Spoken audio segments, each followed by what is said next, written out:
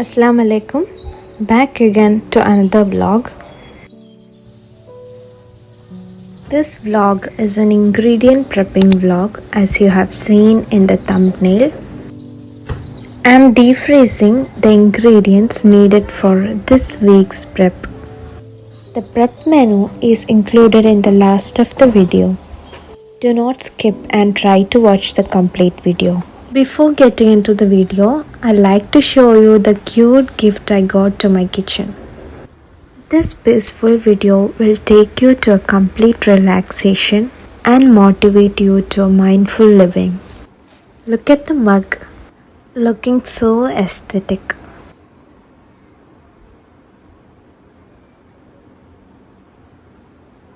The moment I saw this, I fell in deep love with this mug. I remember my grandma used to love things like this. And in this thing, I am ready too. It has got a beautiful lid too.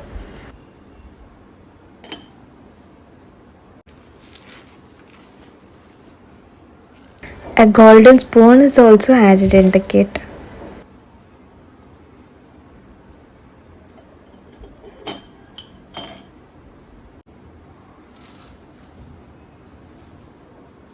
The grey one looks subtle and elegant.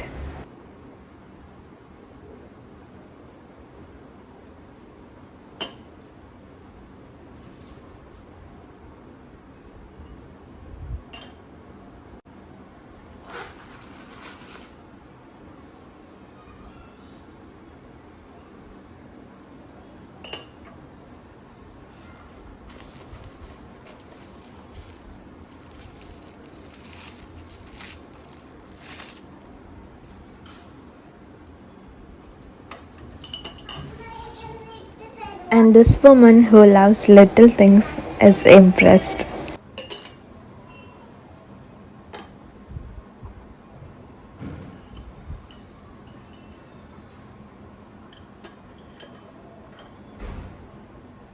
And back to the video, we are doing two gravies this week. One is boneless chicken gravy and the other one is paneer. I will be using homemade curry paste this time with a little bit of cardamom, cloves, cinnamon and ginger garlic paste. Starting with splattering cumin seeds in hot oil. When the oil turns medium heat, add the masala powders and gently mix it with the oil.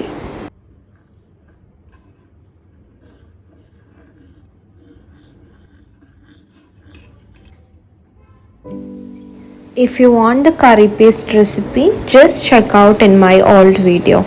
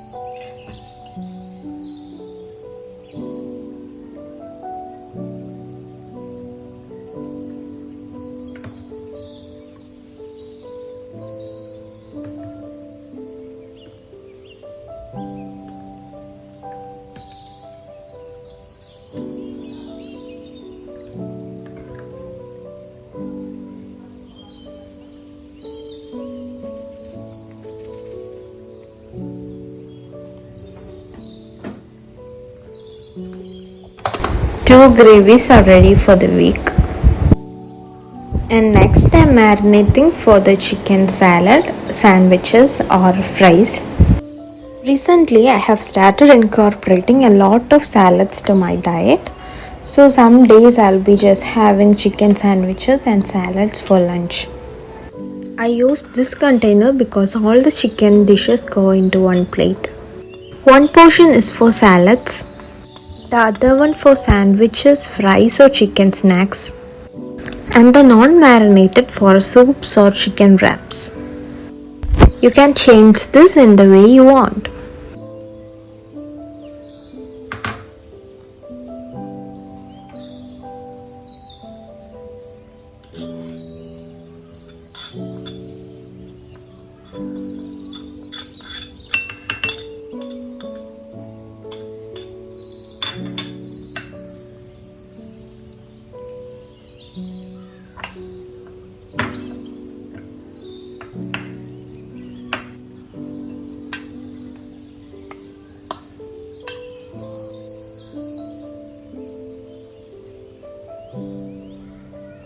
And the next one I'm making is coconut curry paste.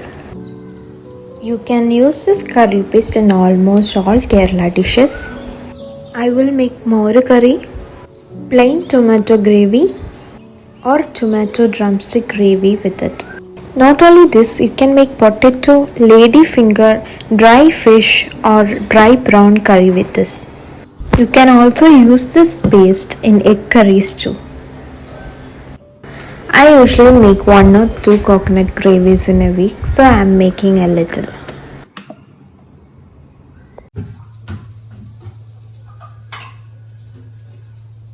I am gonna marinate seafoods next. I use the same masala powders for prawn fry and prawn roast. If I am making crispy fries, I will just add a little amount of corn flour to it.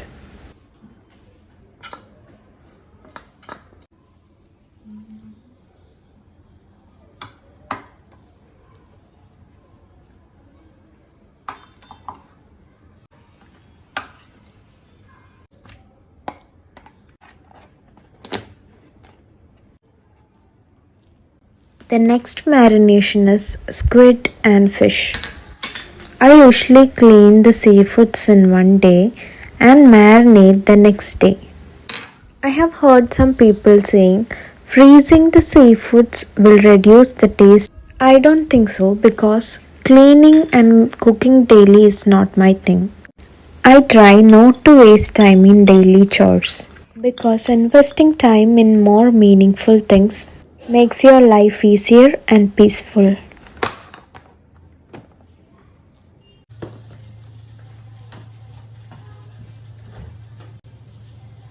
I am done with all the non-veg prepping and it's time to store them in the refrigerator.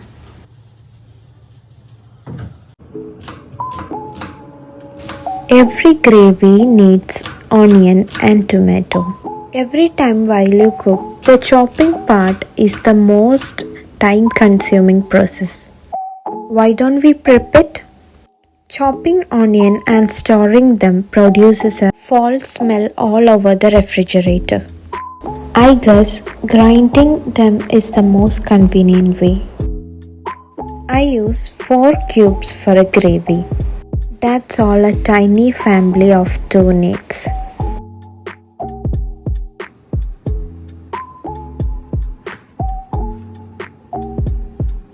Every time I cook, I have observed that the more mushy tomato is, the more tastier the gravy is. But it takes too long to become mushy. So making it a puree and adding it to the curries makes the job easier and faster. This step also helps us for clutter-free cooking. And clutter-free cooking is always a happy cooking. I only wanted a few for making tomato puree, and with the leftover chopped tomatoes, I made a chutney prep. This chutney prep includes dry chilies, curry leaves, garlic and tomatoes.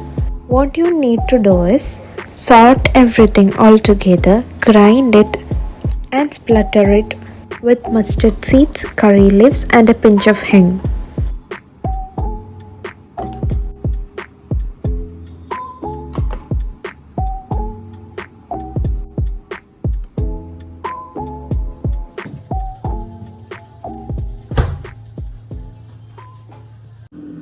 And lastly in this vlog, I'm gonna show you 2 breakfast recipes that can be pre-prepped. All you have to do is make one prep and convert it to 2 dishes. Chop every ingredient as small as possible and sort it like the way I have shown in the video.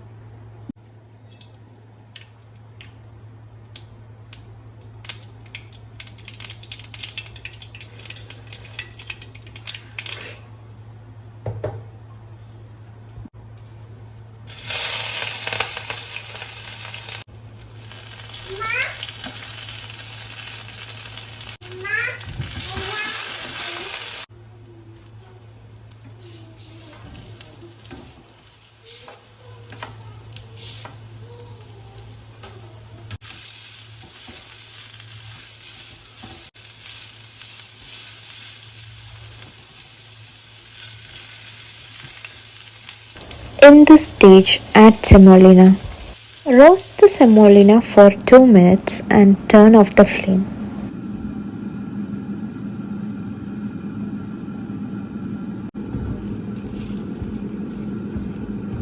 It's time to decide what dish you are making, rava idli or upma.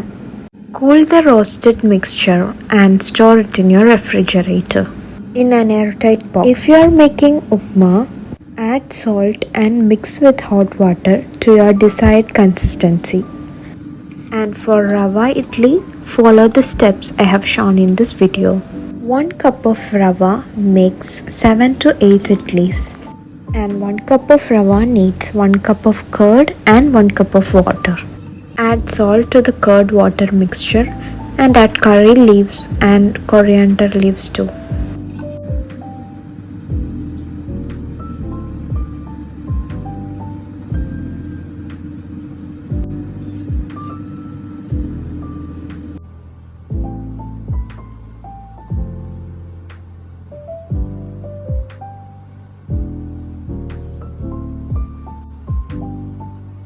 After mixing the ingredients, keep it for 10 minutes. Then open the lid, add a pinch of baking soda and mix it again. All done, grease the pan and make idlis out of it. This was my dinner of the day and that's why I showed the cooking video too. If you are simply ingredient prepping, you can store the roasted ingredients in the fridge for about 2 to 3 days. Make a batch, make idlis on the first day and upma on the other day or vice versa. You can also make batters for dosa or appam with this meal prep. I didn't add this to the video because you have already watched in my earlier video how to make dosa and idli batter. Check out the earlier video for more preps and recipes. Like I always say, wherever you are, take a moment for yourself, even if it's just for a moment. Hope you will enjoy this video as much as I enjoyed making it.